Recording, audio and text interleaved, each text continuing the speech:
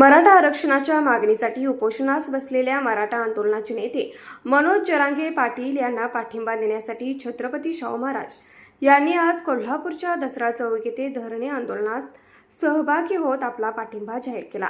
यावेळी मराठा समाजातील विविध संघटनांचे पदाधिकारी, कार्यकर्ते आणि नागरिक मोठ्या संख्येने उपस्थित होते। कोल्हापूर गॅजेटला ग्राह्य धरण्याची प्रमुख मागणी यावेळी आंदोलनकर्त्यांकडून करण्यात आली।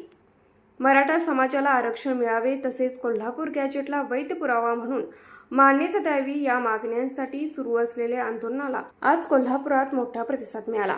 दसरा चौकात आयोजित आंदोलनात खासदार छत्रपती शाहू महाराज सहभागी झाले। त्यांनी आंदोलनकर्त्यांशी संवाद साधत त्यांच्या मागण्यांना पाठिंबा दर्शवला।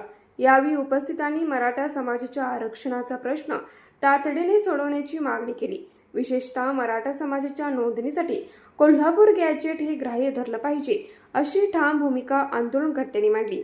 आंदोलनस्थळी मराठा समाजाचे कार्यकर्ते, युवक आणि विविध संघटनांचे प्रतिनिधी मोठ्या संख्येने उपस्थित होते।